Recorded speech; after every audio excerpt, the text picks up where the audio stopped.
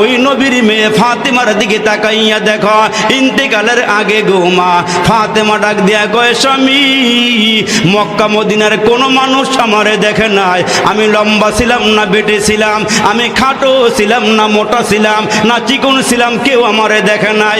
জীবদ্দশায় যেহেতু আমারে কেউ দেখে নাই, মরার পরেও যেন কেউ না দেখে আমারে, আমার লাশটা যেন দেইকা মন্তব্য করতে না পারে। হে স্বামী, তোমার দুইটা সন্তান হাসান হোসাইন রে লইয়া আর তুমি আর দুই হাসান হোসাইনকে লইয়া আমি মারা গেলে আমার খাটিয়াটা রাইখা জানাজা পইরা তিনজনে খাটিয়াটা কাঁধে উঠাইয়া আমারে দাফন করিয়া দিও, দুনিয়ার কোনো মানুষকে আমারে দেখাইও না। হযরতে আলী ডাক দিয়া কয়, ফাতেমারি খাটিয়া বহন করতে চারজন লোক লাগে। কয় চারজন লাগবে না, এ আমার স্বামী তিনজন হলেই চলবে। মুসলমান যেদিন ফাতেমা দুনিয়ার থেকে বিদায় হয়ে যায়, ইতিহাসটা অনেক লম্বা, ওই দিকে যাওয়ার সুযোগ আমার নাই। ওই ফাতেমা দুনিয়ার থেকে বিদায় হয়ে গেলে হযরতে আলী আল্লাহকে ডাক দিয়া কয়, মাওলা রে, ফাতেমা ওসিয়ত করিয়া গেছে যেন তিনজনে খাটটা বহন করে দাফন করিয়া আসি। এই খাটটা তিনজনে কেমনে নিয়ে যাব? হযরতে আলী হাসান হোসাইনকে নিয়ে বসিয়া আসি।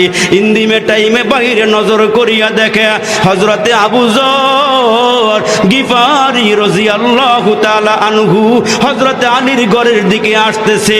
হযরতে আলী ডাক দিয়া কয়, হাসান হোসাইন রে, ওই যে আবু যর গিফারি রে দেখা যায়। কাছাকাছি আসলে পরে হযরতে আবু যর গিফারিকে ডাক দিয়া কয়, আবু যর, তোমাকে এই মুহূর্তে এখানে কে পাঠাইলো, কে আসার জন্য বলেছে? হযরতে আবু যর ডাক দিয়া কয়, আলী, রাতের বেলা আমি যখন ঘরে ঘুমাইয়া আছি, আমার নবী আমারে ডাক দিয়া কয়, আবু যর রে, রাতের বেলা এ আবু যর দেরি কইরো না, ফাতেমা মারা যাবে, তার খাটটা বহন করার জন্য হাসান হোসাইন আর আলী ছাড়া আর কেউ নাই, তুমি গিয়া খাটটা বহন করিও, এটা আমি পয়গম্বরের নির্দেশ।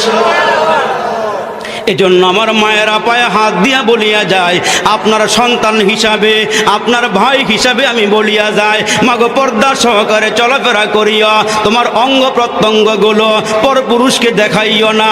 এ মা পদ্মা মেঘনা যমুনার মতন চুলগুলো ছাড়িয়া দিয়া নিজের সৌন্দর্য পর পুরুষের সামনে প্রকাশ করিও না।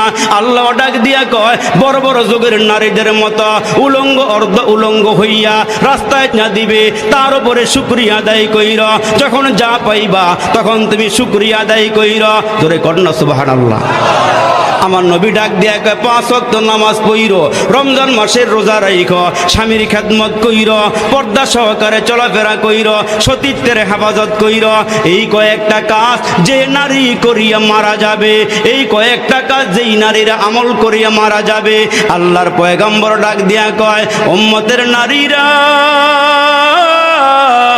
তোমরা তোমাদের মরতে দেরি হবে, আল্লাহর জান্নাতে যাইতে দেরি হবে না।